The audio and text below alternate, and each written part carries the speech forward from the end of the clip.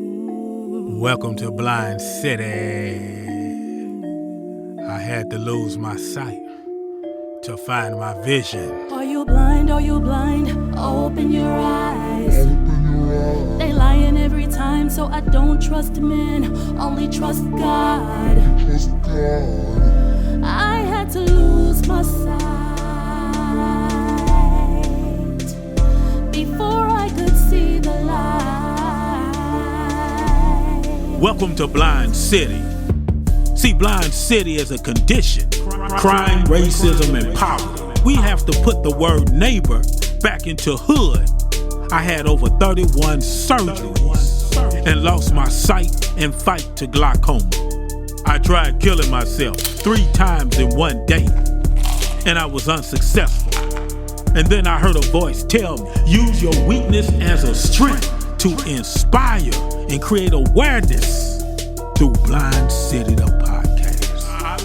I will address the issues that are plaguing our society, like poor education, that are turning our broken neighborhoods into the breeding grounds for prisons, bootleg preachers, crooked politicians that have my people dancing like strippers in the community. Let's talk about it, or we can flip tables like Jesus. Welcome to Blind City. This is Blind City, the podcast. I'm your host, Langford Cunningham, along with Dr. Porter. We are the therapy for these streets. And like I said before, the most dangerous man in the world is a blind man with a handgun. Welcome to Blind City, the podcast. I'm your host, Langford Cunningham. I had to lose my sight to find my vision. We are the therapy for these streets. I just got a special guest just rolled up to the city. I love this lady right here. She is a fighter, inspiration, motivation, overcame tragedy, turned it into triumph. Marion, Chad Coalition, how you doing? I'm great, thank you. How are you, Langford? I'm blessed and blind. You see me, I don't see you, but I still will use my disability as a strength. Way to go. Well, I got a smile on my face because you bring a smile to my face, Langford. Thank you. Thank you. But our community is not smiling. Domestic violence is up 65%. Teen suicide is up 70%. What's going on, Marion? It's, Langford, I wish I had the answer for that. There's a lot of problems in our society today, and through the years, suicide has been a problem that's been around for many, many generations to come, all across the United States, as well as through other countries in this world.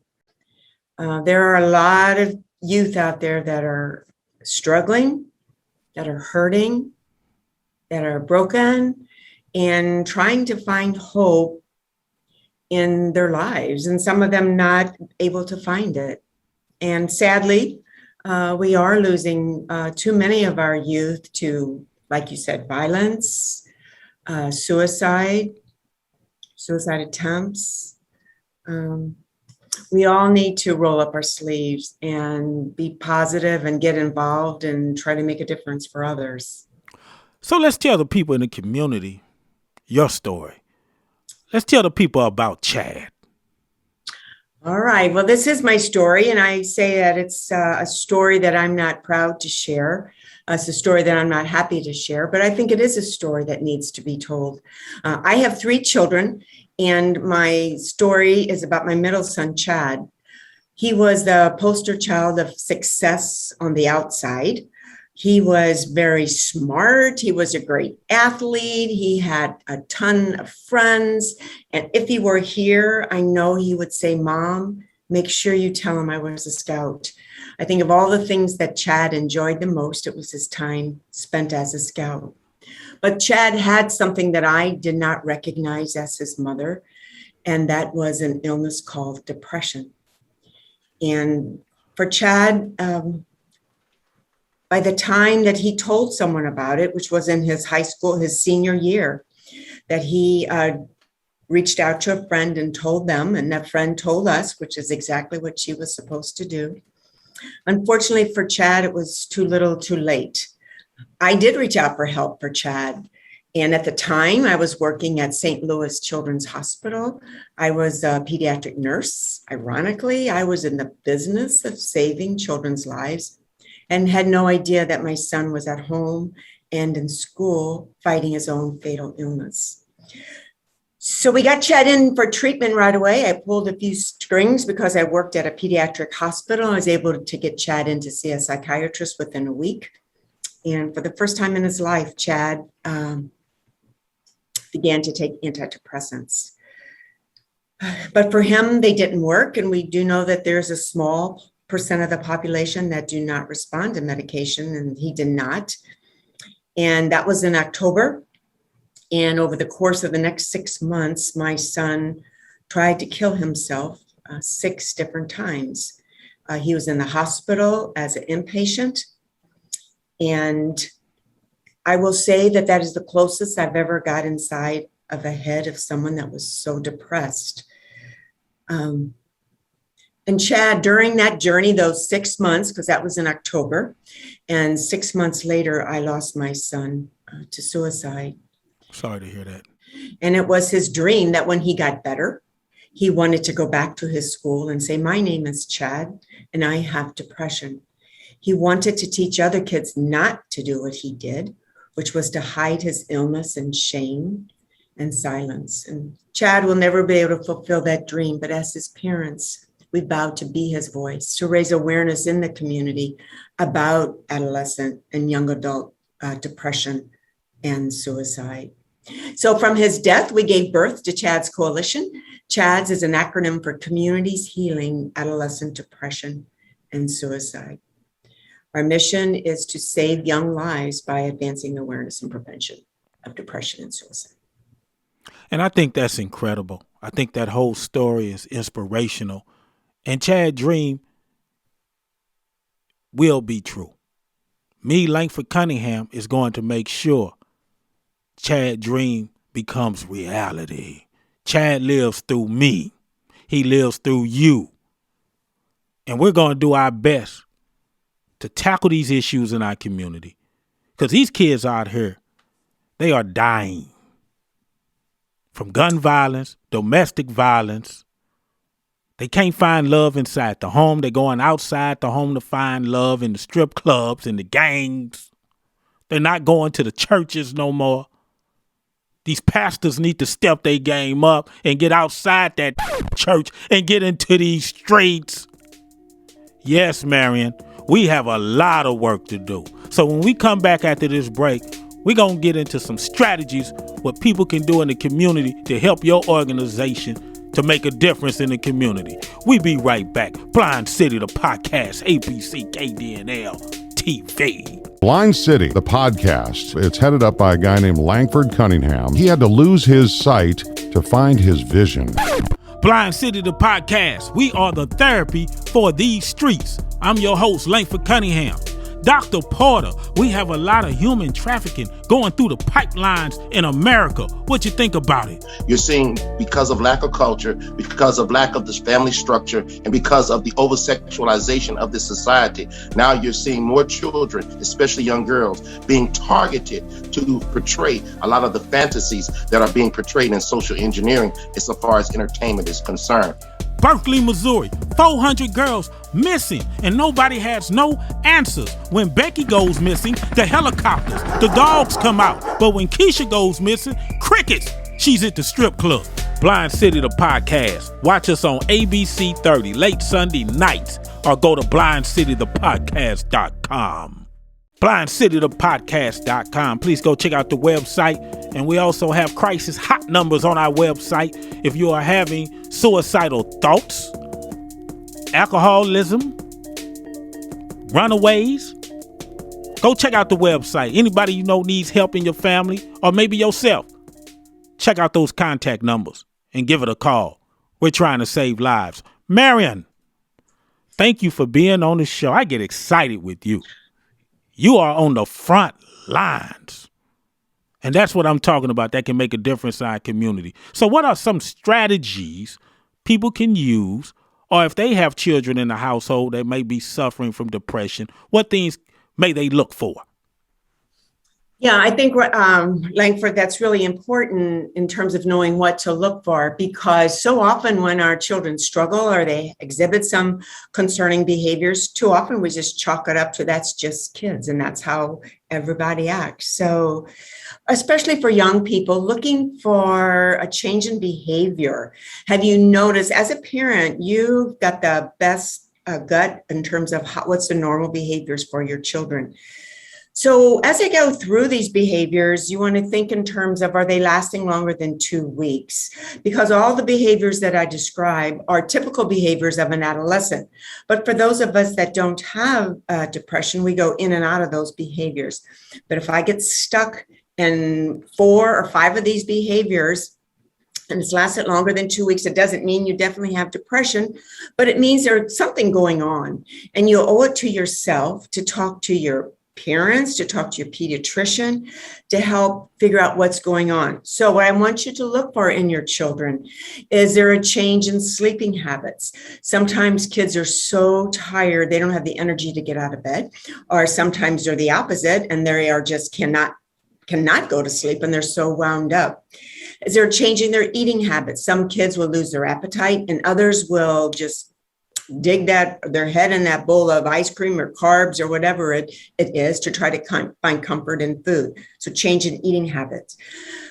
This is a disorder of the brain. So is there a change in our thinking? Is it more difficult for me to concentrate? Sometimes students' grades will begin to slip. And really the most common behavior for children looking with depression is their challenges with anger. Again, we all get angry and that's normal, but is there intense anger that's just really hanging around for more than a couple of weeks? I'd say that's probably the most important thing to look for in your children, the angry behavior. Are they wanting not to be around their friends? Again, as an adolescent, it's normal for children or adolescents not to want to be around their parents. But when they start withdrawing from their parents and their friends, that could be concerning because that's exhibiting isolating behaviors. They lose interest in things that they used to love to do. Chad was a excellent soccer player, but as his illness got worse, he didn't want to play anymore. He just wanted to be by himself. So those are some of the primary behavior changes. Sometimes, not always, kids will begin to self-medicate. They might start drinking more. They might start drugging more. They might do some other forms of self-injury. They're trying to cope with this emotional pain or struggle that they're having. And it may be a coping mechanism for them. But I think we all know that if I turn to alcohol or drugs or other forms of self-injury, it's not a healthy coping mechanism. And it's something that I cannot continue to use to help me cope with whatever it is that I'm struggling with. Exactly. You're right, because, I tried suicide once I lost my sight. Mm-hmm. I went into denial. And I was already a heavy alcoholic drinker with beers.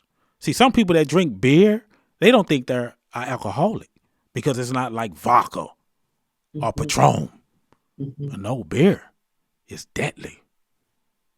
And when you start drinking 4-5 beers a day over the weekend, it all accumulates. Mm-hmm. And you become denial that what you're dealing with. So when I lost my sight, I went into denial. I was alcoholic. And my eyes were bloodshot red, and I thought it was from the beers. But I did not know I had a disease called glaucoma. And by the time I got to the doctor, it was too late. See, that's what alcohol does. It camouflages the real issues you are dealing with, whether it's inside the body or outside the body. So when I went to the doctor and they told me, Mr. Cunningham, it's nothing else we can do.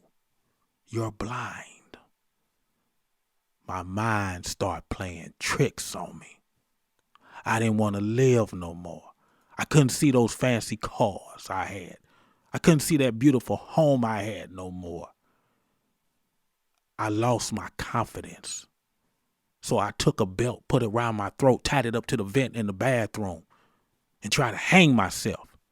But the vent fell apart from the ceiling. Then I got real frustrated. I went and got the gun, made sure bullets were loaded. I put it in my mouth, pulled the trigger 3 times. Nothing came out. I threw the gun against the wall and it went off. Bang! I got even more frustrated. I called a friend. I said, bring me over some pills. I know if I overdose, I can't fail at that. Well, guess what? On his way over to the house, he was pulled over by a state trooper. I called his phone. The state trooper answered the phone. He said, who is this? I said, who is you? He said, are you expecting someone? I was in shock. He said, we got him in handcuffs. We just arrested him with drug paraphernalia. I dropped the phone and fell to my knees. And then I heard a voice. And it told me, if you go the other way in life, I'm going to take my hands off you. But if you follow me, you will see what your next phase is in life. Blind City, the podcast, was created. I was just fortunate to survive my suicide attempts. So that's why I put my life on the front line with you, Marion, and try to help save these kids, keep Chad's name alive, and any other parent that lost their kids' lives to suicide. We got work to do. We be right back after these messages. ABC KDNL 30. Blind City, the podcast. It's headed up by a guy named Langford Cunningham. He had to lose his sight to find his vision. Blind City, the podcast. We are the therapy for these streets. I'm your host, Langford Cunningham. Dr. Porter, what's going on with these homicides? We are still suffering from the same systematic issues that we've suffered from the 60s up until this point in time. We're still dealing with racism, gentrification. We're still dealing with low economics. We're still struggling to have strong family units. You're seeing this manifesting itself where people will pull out guns anywhere and begin to take a life. The biggest threat to black men is black boys killing black boys. Gang, gang, gang, gang. See, these black boys will die for the red and blue rag, but they will run from the Confederate flag. Blind City, the podcast. Watch us on ABC 30, late Sunday nights. Check your local listings or go to blindcitythepodcast.com. blindcitythepodcast.com, Hype Magazine Network. Check us out Wednesday nights, 8 p.m. and during the week, and ABC 30 KDNL TV. Marion, it's just a privilege to have you roll up to the city. I get so excited about you. I love you. I love what you stand for. I just think you are a great woman to carry on, you and your husband. Working out here, making a difference, not just in the community, you're going into the schools. That's right. We got to get the kids talking about this. Nothing to be ashamed of. It's not their fault. And most important, that they know that there's help out there to help them and to bring healing to them and to develop healthy coping skills. There's so many things that can help us in these dark times. But life is hard, and sometimes it's too hard for us to do it by ourselves. So reaching out to someone who can support you, talking to a special friend. For some of us, we're talking with therapists, talking with our pastor, talking with someone, and if nothing else, someone to listen to us and to help steer me to help find the appropriate help that I need. And I do stand on the platform of working with therapists to talk to someone, a professional who is knowledgeable in that field, because some of us go through so much trauma and there's so many layers of, like an onion, there's so many layers of skin we have to pull back to get to some of the root causes of what's driving our behaviors. And there's a lot of great people in our communities that are just anxious and wanting to help our kids. But it takes a lot of courage for someone to say, I need help. I need help. You're exactly right. Let me say this, people that's listening to this show right now, if you need to have someone in your family that might be dealing with suicide or having suicide thoughts, please dial the suicide hotline number. My producer will put it up on the screen. You can also go to blindcitythepodcast.com, check out our crisis hotline numbers. Please use it to seek information. If it's an emergency, please dial 911. Yes, Marion, I love your effort. Can you tell me what some of the classes, some of the things you are teaching to the children besides recognizing some of these suicide tendencies? Yeah, we start with the fifth graders where we talk with coping skills in terms of we talk about what are some of the challenges in their lives and what can they do to help cope with them. And again, depending what those challenges are, our coping mechanism is going to be different. But it's really important. The sooner we develop healthy coping mechanisms, the better our chances are to be successful in our lives. We also talk then to the middle school and the high school kids about what the warning signs are of depression. How do you help yourself or a friend?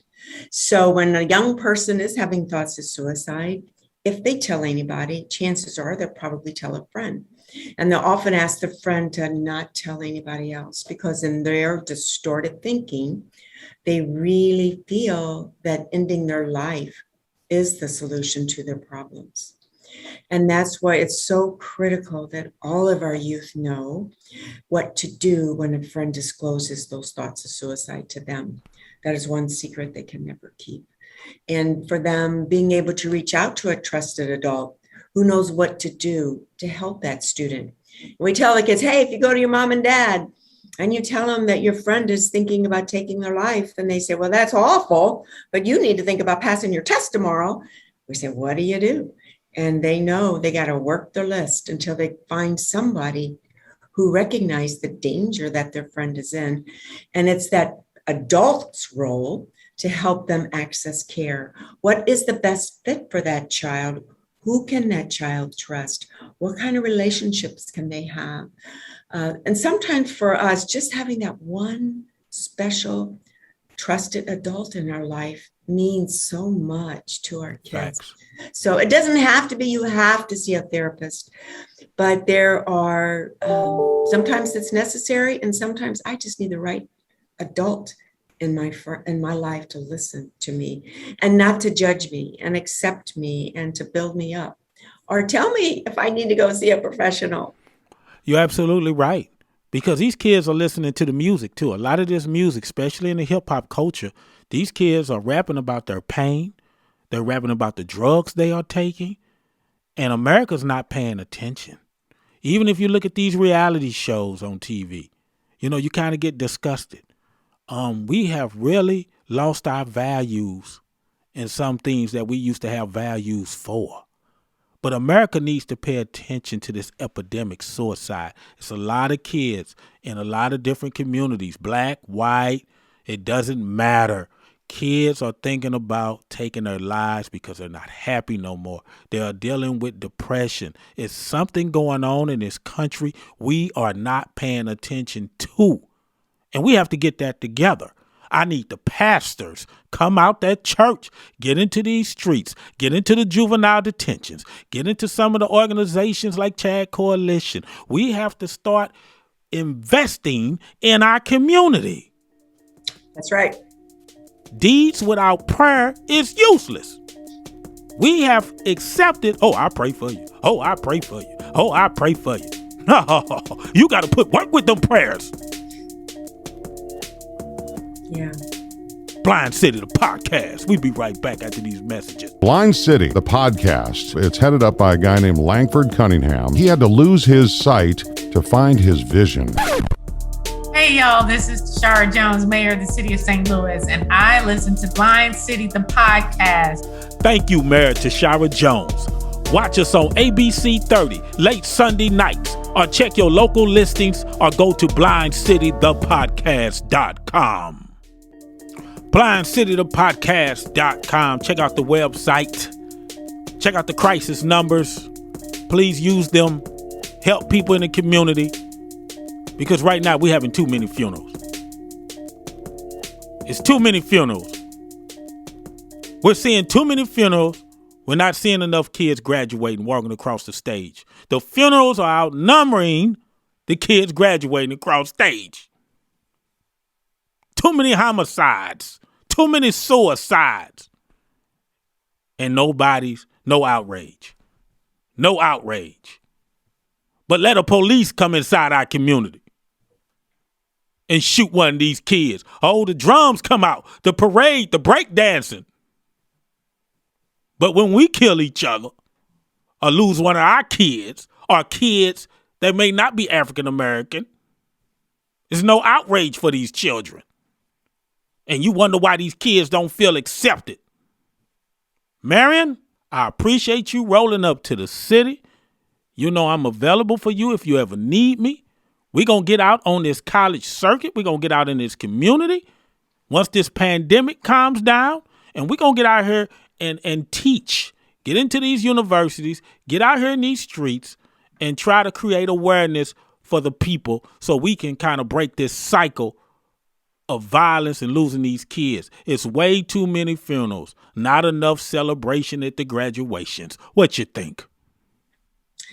Yeah, Langford, it takes a village. It takes a village. We all need to get out there and help our kids. Any social media information you can give out if people need to find more about your organization?